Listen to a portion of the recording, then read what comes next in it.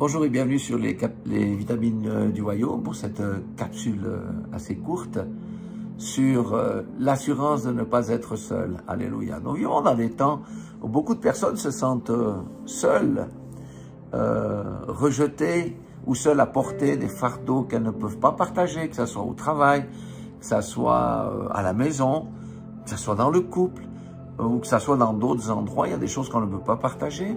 Il y a le rejet que quelqu'un peut expérimenter qui conduit à la solitude et à des difficultés. Il y a ce genre de choses parce que aujourd'hui, nous vivons des temps qui sont difficiles. Du reste, on vit des temps de l'égoïsme le plus total. On vit le temps de l'individualisme le plus total. Je parle alors pour la civilisation occidentale, où beaucoup des choses de la communauté ont disparu. Alléluia. On peut même se sentir seul tout en allant dans une église.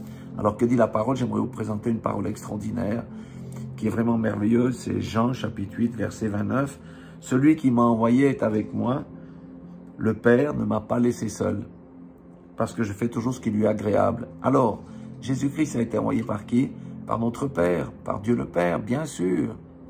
Et Jésus-Christ est celui qui a été le plus rejeté au monde. Tous ceux de son temps, c'est les Juifs, ceux qui étaient dans les positions de pouvoir l'ont rejeté. Même des fois, la foule voulait le lapider. Jésus sortait souvent la nuit pour prier ou au petit matin. Souvent, il était seul, il était avec ses disciples. Mais remarquez, quand Jésus rendait ministère, ce n'est pas après ses disciples qu'on en avait, c'était après lui-même. C'est pourquoi il a dit, le Père ne m'a pas laissé seul, parce que Jésus a aussi expérimenté des moments de solitude. Passons à Gethsémane. Donc, si lui l'a expérimenté, nous, on va les expérimenter aussi. Mais nous, c'est qui est-ce qui nous a envoyés? C'est pas le Père qui nous a envoyés, c'est Jésus qui nous a envoyés accomplir la grande commission. Et la grande commission est le devoir de tout croyant, de toute personne née de nouveau, parce que le Seigneur nous a équipés des dons et des talents, et nous devons travailler dans le champ de la moisson, c'est-à-dire publier la bonne nouvelle. Et ça, on a perdu au fil des années. C'est pourquoi nous avons besoin d'un grand réveil. Nous avons perdu cette responsabilité de chaque enfant de Dieu d'annoncer la bonne nouvelle autour de lui, parce qu'on est pris dans le tourbillon des affaires courantes, de la pression quotidienne. Et c'est vrai que en Europe, eh bien, on vit dans un monde occidental où le monde est égoïste et chacun est centré pour soi. Et on n'est plus centré sur les autres, pour beaucoup.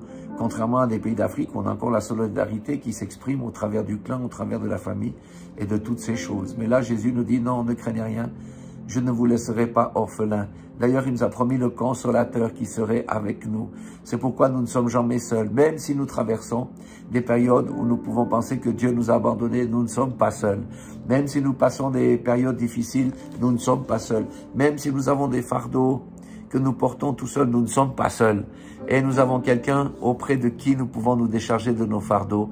C'est Jésus-Christ de Nazareth, parce qu'il est mort et ressuscité pour nous. Et il a dit lui-même dans Matthieu 11, 28, « Venez à moi, vous tous qui êtes fatigués et chargés, et je vous donnerai du repos. » Alléluia. Mais la clé dans tout ça, c'est la clé que Jésus expérimentait.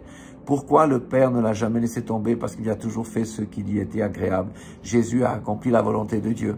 Et peut-être ça, c'est notre plus grande victoire dans la chair, c'est de passer la volonté de Dieu avant notre propre volonté. Mais quoi qu'il se passe, quoi que l'endroit où nous allions avec cette société, quoi qu'il va se passer, nous avons l'assurance de jamais être seuls. La seule condition que nous avons, c'est de rester fidèles à Jésus, de demeurer en lui et de faire la volonté de notre Dieu. Voilà, soyez tous bénis dans le nom puissant de Jésus-Christ de Nazareth. N'oubliez pas que Jésus vous aime.